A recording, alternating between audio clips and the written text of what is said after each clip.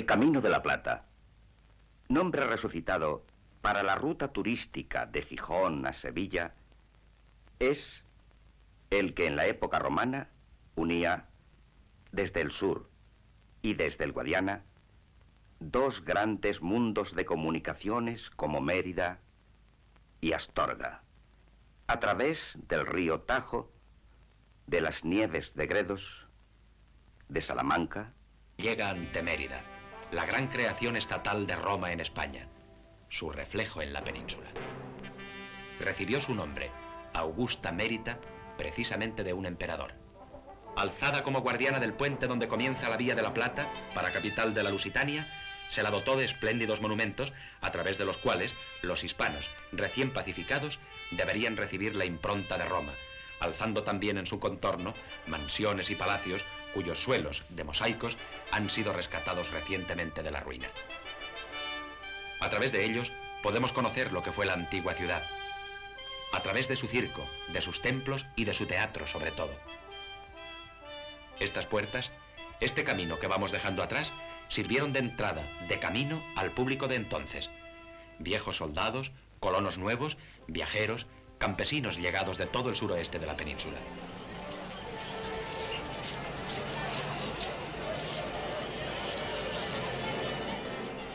Unas 6.000 personas se calcula que asistían aquí a las representaciones de las grandes tragedias, de comedias que narraban a los hombres el aciago o feliz destino de los dioses.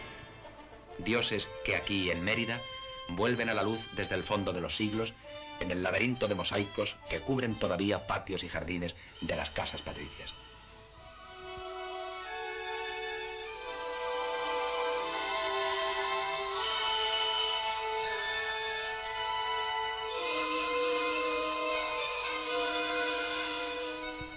Y si en el suelo aparecen los dioses, los hombres, en cambio, las gentes que a su sombra vivieron, nos miran desde sus retratos, que son como un resumen en piedra de los tiempos romanos de la villa.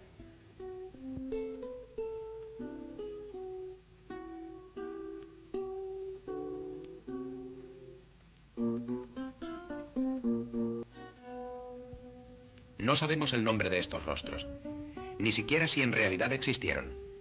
Pero quizás entre ellos se encuentre el de un famoso Diocles, corredor de cuadrigas, nacido en esta provincia y que, llamado a Roma, ganó fama y dinero por un valor equivalente a 40 millones de pesetas.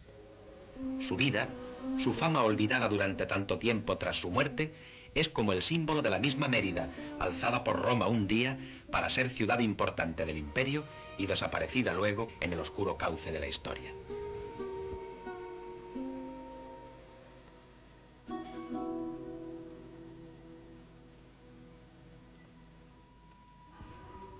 De la antigua importancia de Mérida, son testimonio sus acueductos que traían el agua desde dos importantes pantanos, el de Cornalvo y el de Proserpina, hoy destinado a usos bien distintos que los romanos no pudieron prever.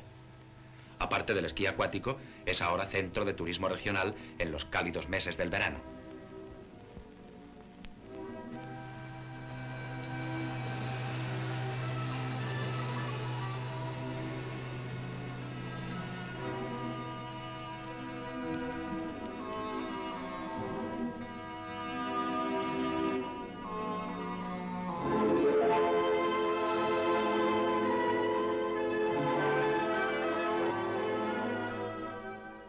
Cáceres, la de las 30 torres, la de los 100 linajes distinguidos, cuna, al decir de Zurita, de la más viril gente de guerra, encierra en el reducido espacio de su vieja ciudadela más palacios, escudos, matacanes, blasones y casonas que ninguna otra ciudad española. La ciudad antigua está hecha de todos los estilos. Es románica, gótica, barroca y plateresca a la vez, como obra de Golfines, Figueroas, Giles, Yáñez, Saavedras, Valverdes, Carvajales, Ulloas, Obandos y tantos otros que en la guerra o en la paz, en lucha contra los moros o a la vuelta de América, alzaron sus palacios aquí como morada y testimonio de su pujanza y gloria.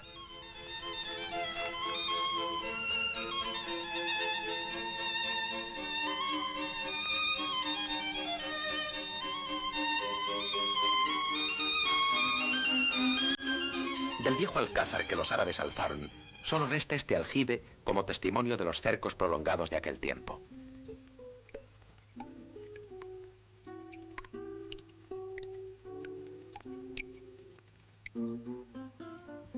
De este agua de lluvia aquí retenida, bebían los habitantes de la ciudadela cuando el camino hacia las fuentes se hallaba en poder del enemigo. Porque los primeros tiempos de la ciudad fueron tiempos de guerra desde su fundación, hace ahora justamente 2000 años, hasta su definitivo asentamiento como ciudad romana para los soldados y sus mujeres en tiempos de Cayo Norbano.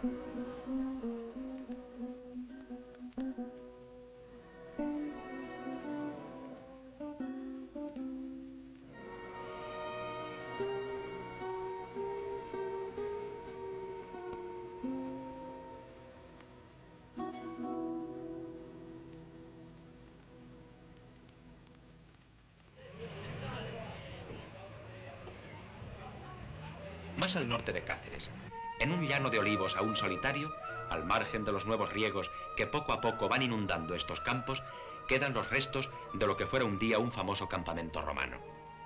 Por aquí, por donde van nuestros pasos ahora, cruzaba y cruza el Camino de la Plata. En la mansión cuyas ruinas se alzan tras del arco, hicieron noche los viajeros de hace siglos, convoyes y legiones, cónsules y soldados, y más tarde, mercaderes de la Mesta y penitentes de Asia y África, que tras desembarcar en Sevilla, tomaban este camino para llegar a Santiago, cruzando el Tajo luego por el puente de Alconétar, cuyas arcadas, inútiles ya, conocieron antes de su fin, el fin de los templarios.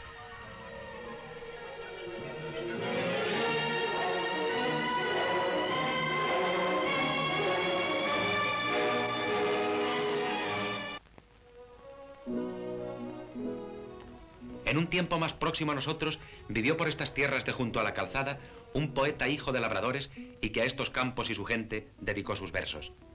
Se llamó Gabriel y Galán y en los primeros años de su juventud ejerció de maestro.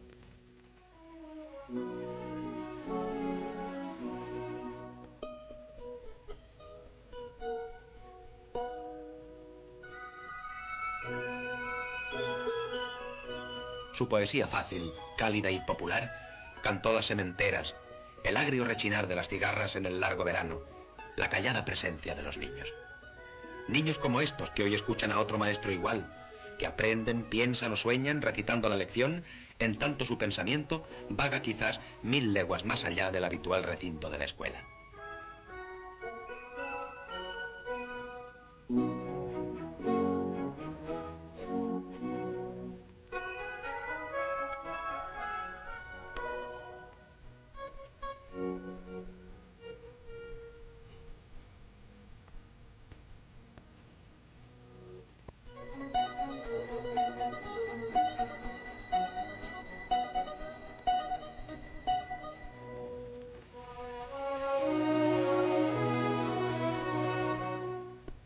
Gabriel y Galán había nacido en Frades de la Sierra y murió en el cercano pueblo de Guijo de Granadilla. Su obra queda en pie en muchos de sus versos, en algunos como aquellos que describen a un antiguo ganadero. Tiene un recio caballote de gigantesca armadura, buen correr, mala andadura, largo pienso y alto trote. Tiene 2 perros de presa de ancha boca bien dentada, por si una res en picada se desmanda en la dehesa. Tiene 2 galgos zancudos de ojos vivos como chispas, flacas cinturas de avispas y curvos dorsos huesudos. 2 destructores crueles de las liebres y los panes, pues corren como huracanes y comen como lebreles.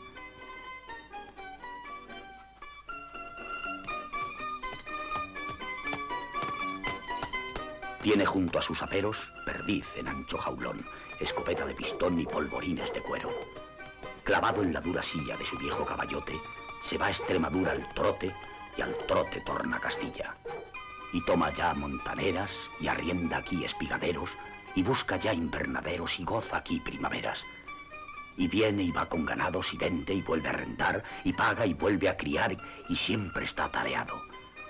Gran pensador de negocios, ladino en compras y ventas, es serio y honrado en cuentas, grave y zumbón en sus ocios.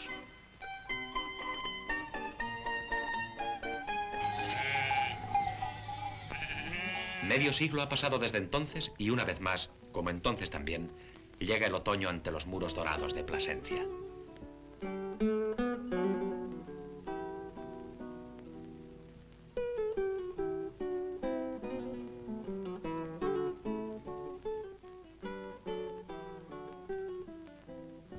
El otoño viene por las pulidas calles que vieron pasar a los peregrinos de antaño, por los rincones escondidos, en la voz de las fuentes, en el rumor del agua que por el barrio antiguo de la villa nos lleva hasta el Pensil de Mirabel, poblado de recuerdos romanos, de Mérida y de la provincia entera, de este camino que vamos recorriendo.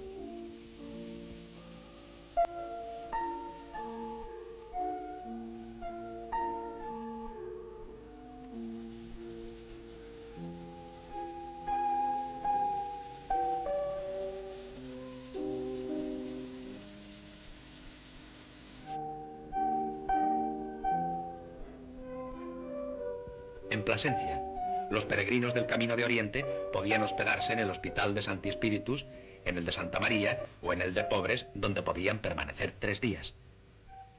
Más al norte, se desviaban del camino principal, atraídos por la fama de Santa María de la Peña. La primera etapa hacia la muy célebre Peña de Francia les llevaba hasta la Alberca, donde entraban por su calle mayor y en cuya plaza principal recibían hospedaje. Desde la Alberca hasta el santuario, el camino asciende en rampas pronunciadas. Por ello, los viajeros pudientes alquilaban caballerías para evitar el rigor de las 2 largas leguas y media que era preciso recorrer hasta coronar el promontorio. Muy temprano salían los viajeros por las calles dormidas del caserío y apenas andado un rato ya divisaban la peña. Dice la tradición que en tiempos de Juan II vivía en una aldea cercana a ella una joven de nombre Juana, a la que por sus virtudes llamaban los habitantes del contorno la Moza Santa. Ella fue quien primero profetizó que andando el tiempo allí se encontraría una imagen de la Virgen en cuyo honor se alzaría luego un santuario. El mismo Juan II fue el primer peregrino de nombre conocido que llegó hasta la cima para dar gracias por la victoria de Olmedo. Confió la casa y monasterio a los frailes predicadores, alzando una importante hospedería desde cuyo balcón, llamado precisamente de Santiago, pueden verse llanuras, pueblos lejanos, valles y caminos, desde las Batuecas hasta las quebradas lomas de las Urdes.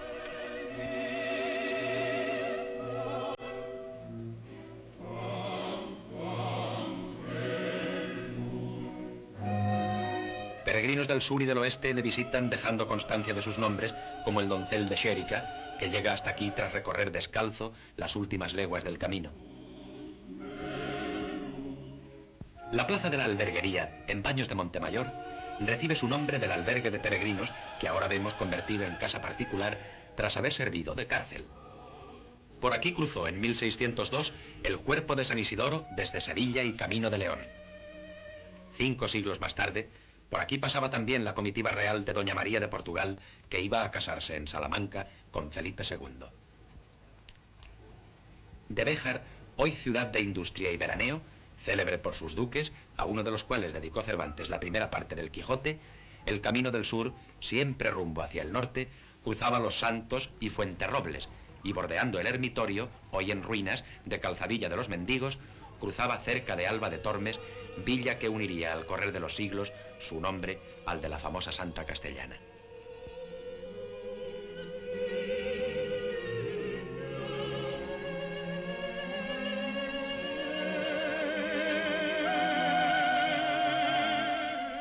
Estamos en la plazuela de Santa Teresa de Jesús, corazón de Alba de Tormes, porque en ella se concretan todos los recuerdos que tenemos de la santa. En primer lugar podemos ver, en esta fachada de ahí enfrente, la casa donde vivió la hermana de Teresa de Jesús, Juana, la hermana más pequeña, que al morirse su padre, la recogió Santa Teresa en la Encarnación de Ávila, para luego llevarla con ella a su casa hasta que se casó con don Juan del Valle y vinieron a vivir en la villa local.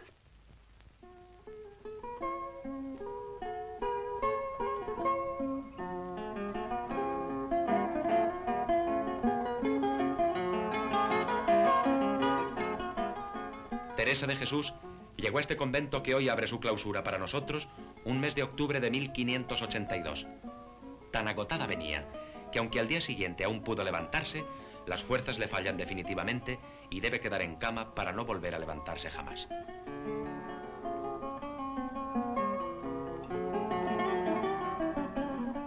3 de octubre, víspera de San Francisco, entra en agonía. Y al preguntarle si desea ser enterrada en Ávila, responde: ¿No podrían darme un poco de tierra aquí?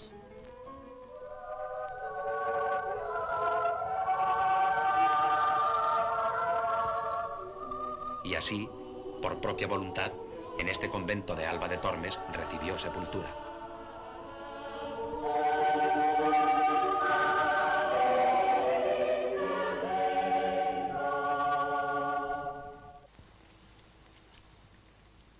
Dicen de Salamanca sus cronistas que en ella la devoción y la caridad tenían tomados todos los caminos, ofreciendo altares a los fieles y asilo a los menesterosos. Y debió ser verdad, pues no en vano era una de las ciudades más importantes del Camino de la Plata. Los pobres podían lavar en el río sus ropas maltrechas por el polvo y los vientos, y los viajeros más poderosos reponer su atuendo con los ricos paños, con calzado nuevo, con capas y vestidos servidos por la comarca vecina de Béjar.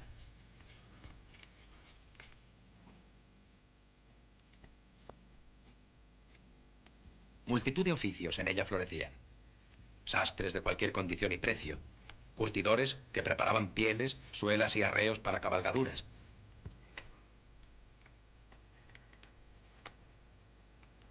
Zapateros prestos a reponer el calzado gastado en vados y caminos. Carpinteros y fabricantes de toneles en que encerrar el vino de la tierra. Multitud de artesanos animaban los barrios extramuros, como el del Arrabal de Santiago, que aún hoy recibe su nombre de su iglesia, no lejos del famoso berraco o toro de piedra, contra el que con un coscorrón recibió la alternativa de Lazarillo, un niño salmantino famoso luego en la historia de la picaresca. Por la costanilla de la ribera entra luego el camino en Salamanca para cruzarla hacia la Puerta de Toro o hacia la de Zamora, según el rumbo que el viajero prefiera seguir, porque aquí se divide yendo un ramal a Toro y otro, el auténtico Camino de la Plata, por Calzada de Valdunciel rumbo a Zamora.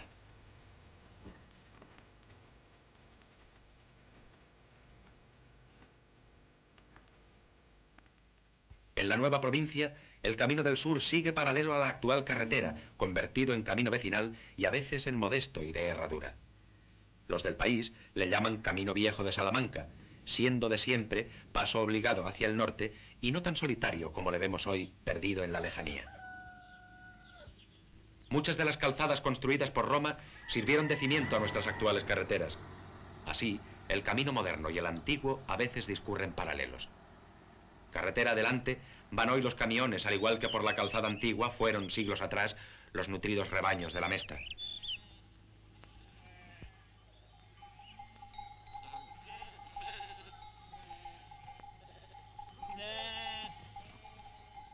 Gran pasión en este mundo medieval por donde el camino nos lleva ahora fue la caza. Con podencos que perseguían al venado hasta la llegada de los cazadores o con sabuesos que tan solo servían para localizar la presa. Y allí donde los perros no servían, en aves o para piezas más pequeñas, se utilizaban azores, gavilanes y halcones. Es decir, se practicaba el antiguo arte de la cetrería. De este modo, siglo tras siglo, fueron creciendo las villas en un tiempo que cantan romances como aquel que recoge por tierras de León el lamento interesado de doña Urraca ante el testamento de su padre. Morir os queredes, padre. San Miguel os tenga el alma. Dejasteis las vuestras tierras a quien se vos antojara. Para don Sancho Castilla, Castilla la bien nombrada, a don Alfonso León y a don García Vizcaya. A mí, como soy mujer, me dejáis desheredada.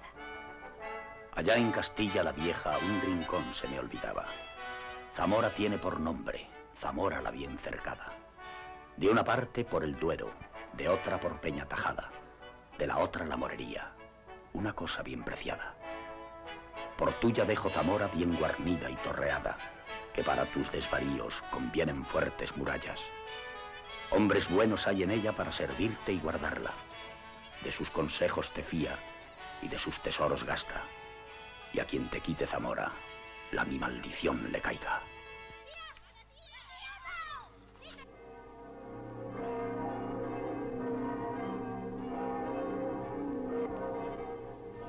Para la arqueología, el Camino de la Plata concluye en Astorga, de igual modo que comienza en Mérida.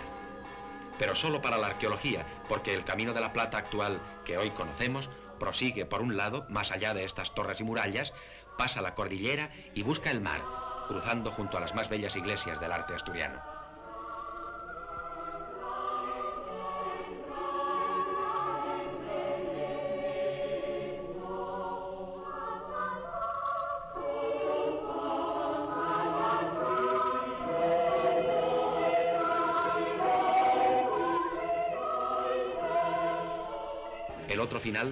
El otro extremo del camino es Santiago, final y cabeza un día del Camino del Sur, que por obra del Papa Calixto II, durante siglos dependió de Compostela. Puesto que en territorio de las Españas existe la Iglesia compostelana, gloriosa e insigne por la veneración del cuerpo del bienaventurado Santiago Apóstol, nos, por gracia de la sede apostólica, conferimos la dignidad de la metrópoli de Mérida a la misma Iglesia compostelana para que la posea a perpetuidad.